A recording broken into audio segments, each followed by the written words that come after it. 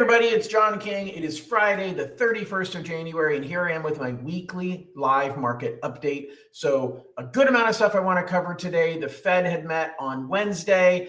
Trump has done a lot of policy wrangling over the last 2 weeks. I want to share with you kind of what all that means, what I think the impact is to housing, and as my title says, will Trump's policies make homes affordable again? Before I go too deep, I want to say one thing really quickly. I often say this at the end, but I'm going to say at the beginning. I am in the business of doing mortgages, and so I am interviewing for the job of being your lender. Now, a lot of you are watching me, and you are future homeowners. I am speaking right now to current homeowners or friends and family you have that are current homeowners. Guys, now is the time to stop worrying about, hey, when can I time getting better interest rates, to look at pulling money out of my house to do a home equity or to do home improvements or to pay off credit card debts. And so my commercial, my paid announcement today is, hey, if you're looking to get some information about how to tap into your equity without losing your 2.5% interest rate, scan this QR code right now and get some information from me. I'll leave it floating up there. So I am a for-profit organization. This is one of the ways that I profit. And so if you are a homeowner or you know one, you might want to talk about ways you can tap into your equity to better put yourself in a good financial position. All right, so I'm going to move on now to what I want to talk about. So first of all, how are Trump's policies impacting or influencing mortgage rates? That is yet to be seen, but here's what we're seeing so far. Since November, when he was elected, we've seen interest rates climb pretty significantly, and they've stayed at the higher end of that range. Trump's policies are concerning in the short term to interest rates. His rhetoric, his talk is that long term, this is going to be good for interest rates. I think that that's a true statement. The problem is, how long is long term? And is 4 years long enough for us to see the long term?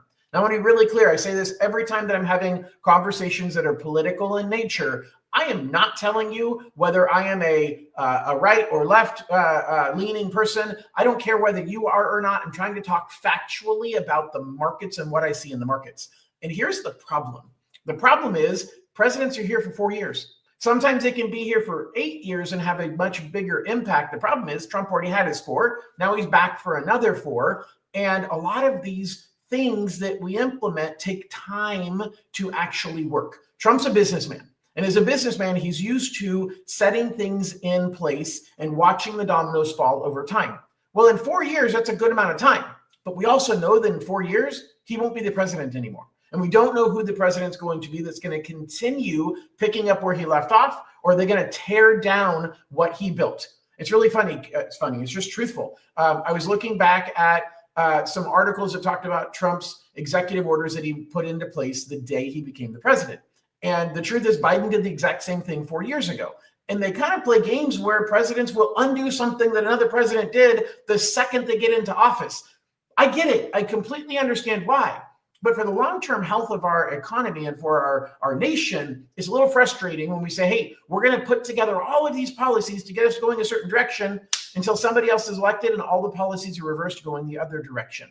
It is what it is. It's the political environment that our forefathers created, and it's better than a lot of other alternatives. But it's definitely got its challenges. And I think, I'm not saying that I want to have presidents go longer. I'm not advocating necessarily an elimination of term limits. I'm just telling you that in the short term, the things that Trump is doing right now, tariffs, the issues that we're having with just we're trying to cut spending, which is good. And cutting spending long term should be good for interest rates. But, and I know I'm touching on some very high profile items here. The fact is, look, if we're taking a segment of the population, I'm speaking from undocumented workers, and if we are shipping all of them, forgive me, that was an insensitive way of saying it. But if Trump is saying, hey, I don't want these people in our country anymore, whether you agree or disagree with it, the fact is we are losing a number of workers that did a lot of jobs that helped with housing. And so that's going to create a challenge as well in the short term. Do we have the labor force to fill in that void? I don't know. But when we talk about housing, 2 major things we want to talk about: interest rates and then house prices. And I think they go hand in hand.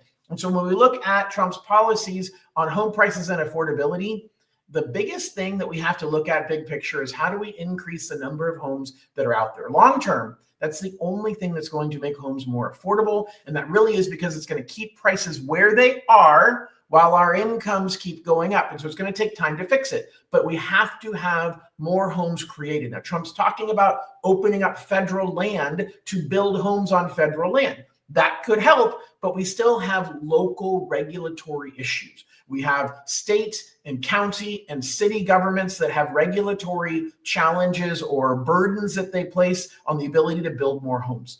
And so as much as Trump from the top may be saying, hey, I'm creating these policies, it takes time for those policies to trickle down. And it takes the barriers of working through the state, the county, and the city legislature and regulatory environments to figure out, can we really increase the number of homes? So number of homes takes having land, it takes having money for it, it takes having materials for it, and it takes having labor of people who are willing to build those homes. And I think some of his policies are looking to take that labor down, which actually can be inflationary because now we're going to have to pay more for the smaller pool of labor that we have. But that same thing could be deflationary because of the fact that we are basically creating more homes and more supply, which is going to bring supply and demand better in balance. Bottom line, guys, there's a lot of things that have happened just in the last 2 weeks that are creating a lot of turmoil. And if you watch my live stream from Tuesday night, I talked about the hiring or the funding freeze that happened that Trump announced on Monday. His office announced on Monday, the White House. And then Tuesday, it was blocked by a federal judge. And then on Wednesday, he rescinded that order. So what we've got is we've got a power play. We've got a struggle going on right now, and we're all kind of in the middle of it. And if we know anything that we learned from the first time that Trump was president, he doesn't back down very easily. So I can expect this to come up again. He's definitely trying to trim spending on the government level. Trimming spending on the government level can be good when it comes to housing and the economy. And so in a way, this is going to be a good thing if he goes that direction, but it's going to leave a lot of broken issues, a lot of challenges along the way, including what has happened in the last week. So now I want to transition to, where does the Fed stand in all of this? Like, we've got a Federal Reserve that is basically saying, look, I'm just gonna wait and see what happens with employment. So we've been talking about inflation for the last 2.5 years. And that's been the name of the game that the Fed has been paying attention to. And they've said, we're done. We're done. They didn't say that, but they've implied it. We're done caring about inflation. Okay, an inflation report came out this morning. It showed 2.2% inflation between last month and this month. That's including the cost of eggs that have skyrocketed. Come back down a little bit. But we've got 0.2%. Which means that over a year, when you add those monthly numbers up, that's how they come up to the annual inflation. That means that we'd be on target for 2.4% annual inflation, and the Fed is looking for 2%. We're right there. Like, whether we're going to end up long-term at 2 or 2.5 or 3, we're right where the Fed wants us to be from an inflation perspective. And so now they're worried about employment. And they set their target at 4.3% unemployment. And so the Federal Reserve essentially said, if unemployment starts going higher than 4.3, then we are worried and we need to start lowering interest rates. But they basically built themselves a buffer. They built themselves a wall around the castle and a moat. And they've said, look, we've buffered ourselves from needing to lower interest rates anytime soon because we've made it clear we don't care. We're not focused on inflation anymore. And we're focused on jobs. And jobs have to get harmed pretty significantly to push us well above the 4.3% number. So they've built a pretty good tolerance that says the Fed's not our friend anymore. The Fed's not our enemy, but the Fed's not going to come rescue us. Now, Trump's going to scream and yell and say, I want Jerome Powell to lower interest rates, and Powell's not doing his job, and he's going to bully a little bit here and there. And whether it's going to change anything or not, legally, it's not supposed to. The Federal Reserve is supposed to be an independent department, an independent committee of regional banks that oversee monetary policy. They are not. Now, the Federal Reserve chairman is appointed by the president, And Jerome Powell was appointed, by the way, by Trump. So it's Trump's guy that's there, but Trump's still fighting with his own people. That is pretty common, as we've seen through Trump's first presidency in the last 2 weeks. He's not afraid to fight with people even within his own party. So that creates a situation where the Fed really isn't going to lower interest rates. Because if they do, they look like they're kowtowing to Trump. They look like they're doing what the president is telling them to do, even though the market cycle says they shouldn't do it, which makes me nervous that the Fed is going to keep rates higher for longer simply to prove they're not doing what Trump wanted him to do. Same thing happened in the first Trump administration, and the Fed held interest rates higher longer. Now, they ended up having to drop it because we had some inflationary pressures and issues happening in 2018. Fed lowered interest rates coming into 2019. But the fact is, the Fed's not our friend right now. The Fed is in a pause environment. Now, that doesn't mean mortgage rates are going to go up from today, because mortgage rates already went up over the last 4 months, even though the Fed has been lowering rates. It's the most confusing thing. The Fed didn't lower rates in the last 3 years, except for September, November, and December of 2024. During those 4 months, the mortgage rates actually went up. It was leading up to the time that the Fed started lowering rates that mortgage rates fell. So mortgage rates move in anticipation of the Fed. And so mortgage rates fell leading up to the Fed making drops. Once the Fed started making drops, the Fed started making it clear we're not going to drop as much or as quickly as you thought. And so mortgage rates have gone up. Now the Fed is saying we're done dropping rates for now. We already knew that. That's not going to cause rates to be higher today or tomorrow. But every first Friday of the month, including next Friday, is going to be the single most important day of every single month when it comes to mortgage rates, because it's the jobs report. At 5:30 in the morning Pacific time, that report is released from the Bureau of Labor and Statistics. Next Friday, we will be talking about that report. That report is the single most important report. There are 3 different inflation reports that come out throughout every single month. So when we were focused on inflation, we had 3 different times that we could get new information. But the employment report comes out once a month. Now, there's a weekly report that comes out, but that really isn't the one that the markets pay attention to. It's the monthly one that comes out on the first Friday of every single month. Now, that report is critical. So if you're in a position right now where you're saying, hey, I'm not sure whether I should lock my interest rate or not, what should, timing wise, you have to pay attention to the first Friday of the month. Because that first Friday of the month, we are going to see interest rates moving. And we're going to see them moving more than we see any other day of the month. And what I've historically seen is what happens that first Friday of the month, what happens with the jobs report, likely influences the direction of rates the entire month. And so if you see the jobs report shows job growth and unemployment dropping, that's bad news for mortgage rates. You want to lock your rate as soon as you possibly can. If you think that's what's going to happen on the Friday jobs report, you should probably lock your rate the day before the report, because by the time the report's out, rates have already moved up. But what I find is that typically over the next 2 weeks, they move up more and more and more. So that's the thing you have to be aware of, is if you're a home buyer, a seller, or an investor right now, you want to be paying attention to the jobs report. First Friday of the month is going to be the biggest market mover of interest rates for 2025 each month. Aside from that, you really have to be thinking about, what do I need to do in this market? Because this is a market that you have to be thinking about what Warren Buffett said. And he said, I buy when others are scared, and I'm scared when others are buying. Okay, that's a paraphrase of what he said. But basically, he's saying, look, if you're doing what everybody else is doing, then you're not really going to make more or better decisions than everybody else, because everybody's doing it. But if you are doing the opposite of what everybody is doing, you have an opportunity to take advantage of off-cycle opportunities. Right now, the opportunity in housing comes down to you don't have a lot of competition. Think back if you were looking for a home in 2020 or 2021. I talked to many buyers during that time that says, oh my gosh, rates are low, prices prices they thought were high then. Imagine they're a lot higher now. But they said, look, I can afford a home. I want a home, but there aren't enough homes for sale compared to the number of people who are buying a home. I would do anything just to get an offer accepted. Well, be careful what you wish for, because now we're in the opposite boat. Now, a lot easier to get your offer accepted. Not super easy, but a lot easier to get your offer accepted because there's a lot less competition because rates are high. And now everybody says, I'd do anything to have a lower interest rate and then a more affordable payment. Be careful, because when you get to the point of having lower interest rates and more affordable payment, you can't get your offer accepted on a home. And so you need to take advantage of the market cycle if you can afford the monthly payment. Now, affordability is a challenge. House hacking is very, very popular, looking at different ways, renting out rooms in a home, being creative and co-buying with somebody else. There's lots of different strategies, and I'm going to continue to talk about those going forward. But the fact is, you need to be thinking about, how do I take advantage of this market today? And it may be tight.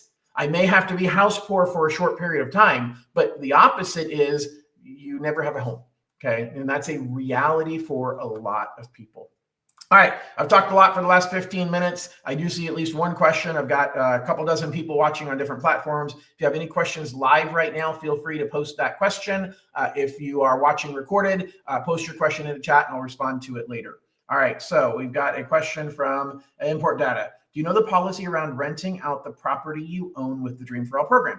You have to live in it for 12 months until after you're able to rent it out. So if you must occupy the home for a year. This isn't just a Dream for All policy. This is a policy on any residential owner-occupied purchase. If you are buying a home for you to live in and you say, I'm living there, you're going to get a better deal. Whether it's Dream for All or something else, you're going to get a lower interest rate. You're going to have smaller down payments. You're going to get a better deal simply because you are occupying the property. People don't let their home go as easily as they let an investment property go. And so for that reason, the mortgage industry says, look, we want your commitment that you are actually occupying this. And so there's two rules, they say. The first one is you have to move in within 60 days. The second one is you have to maintain it as your primary residence for at least a year. Now, this is about intent to occupy. Life happens. So you have to be careful, because what we're talking about is a bad word here. We're talking about mortgage fraud. I do not want you to commit mortgage fraud. I am not telling you ways to commit mortgage fraud. I'm simply sharing with you, this is about intent. If your intention when you bought the home is to move out in 6 months and rent it out, you've committed mortgage fraud. Because the paperwork says that you are going to live there for at least 12 months, that your intention is to live there for at least 12 months. If you say, John, I bought this house and it's 3 months later and we've outgrown the house because we just had a baby. It takes longer than 3 months to grow a baby. You knew 3 months ago when you bought the house that you were having that baby. You could have predicted that the house was too small for you at the time that you bought the house because you knew the baby was going to be here in 3 months. So that is mortgage fraud. If 10 months after you bought the house, you say, I've outgrown the house. Well, okay, I had a baby. Like, you don't have to tell me. Well, if I'm helping you buy the next house, that's where we have to say, hey, wait a second. You just did a house 10 months ago. Why are you buying another house now? It's not been a year. Well, I outgrew the house. We actually ended up having a baby and it was quadruplets. And so there we went from a family of 2 to a family of 6, and there is not enough room in this house. That makes perfect sense. If you ended up in a position where you had a tragedy with family members, an unfortunate reality is there are people right now that have family members in the Los Angeles area that lost their home due to the fires. If you had a family member that said, hey, I lost my home due to the fires, I need to move in with you, and you've outgrown the house, you need to buy another house. Now, you're not buying a second house equal size, not buying another house to say, oh, I'm going to let my family live in my house while I go move into the other one. Because that we don't believe. Because we're like, no, you're just going to stay in the one you're in and your family's going to move into the new one. Therefore, it's not owner occupied. So what you're looking at is, no, I'm buying a bigger house. Mom and dad are moving in with me. I'm going to take care of them. The fires was the impetus for this to happen. Well, we didn't expect that to happen. So your intention when you bought the house less than 12 months ago was not to have your tragedy strike and your parents lose their home or a family member lose their home and have to move in with you. So you didn't commit mortgage fraud. And in that case, you can move out of your current home and you can rent it out because the story makes perfect sense. That's the key. Hopefully, import data that makes sense. It's about intentions. And it's about, did you intend to rent the property out at the time that you bought the home and you were violating the agreement that you had made when you purchased the property? That's what it's all about. One more loophole here that I want to explain to you. We have a program, and this is applicable. Matter of fact, I have one person right now that's talking to me about it, where we have a program that allows you to purchase a home for a parent who cannot afford a home on their own. So maybe they have maybe they have lower income. They need to purchase a home. You don't want to put them in another rental property. You can buy a home for them and treat it like a primary residence. You can get primary residence interest rates. You can get primary residence down payment amounts. Now, you can't use down payment assistance with this. Doesn't work with Dream for All or any other down payment assistance programs. But you can actually call it a primary home because the occupant is a parent who cannot afford the home on their own. You just have to be able to afford both homes, because you're saying you're going to have a parent living there. Well, if they can't afford it on their own, then you're saying you're taking on the responsibility of making that payment. But I actually know a lot of people over the years who did that, who bought homes for their parents to live in, but they ended up financing it as an investment property because their lender didn't know they could call it a primary home, or their lender didn't have that program. So if you happen to know somebody in that situation, that's another loophole here when it comes to occupancy. I know I went a little bit on a tangent, but hopefully that was helpful. If you are watching live still, I'll hang on for another 30 seconds to answer any questions that you post. Otherwise, I just want to be clear for those of you who are showing up right now, why this is floating over my head is because I am not a nonprofit organization. And so I'm going to more regularly point out things that I do specifically. And one of the things I want to talk about is homeowners. If you own a home and you are looking at, gosh, I have high credit card debt and I've really wanted to consolidate it, but I don't, rates are too high. Well, rates aren't coming down anytime soon. We have home improvements that you wanted to do, but you're waiting because interest rates haven't come down. They're not coming down anytime soon. Now is the time for us to have that conversation. So scan this QR code, check out, I got a short video on there, some information about it. We can schedule a time to talk and see what your situation is. If you are not a homeowner, you probably know one. I'd love for you to share this information with them. Thank you, everybody, for listening. Hope you have an absolutely wonderful weekend, and we'll talk to you next week. Bye-bye.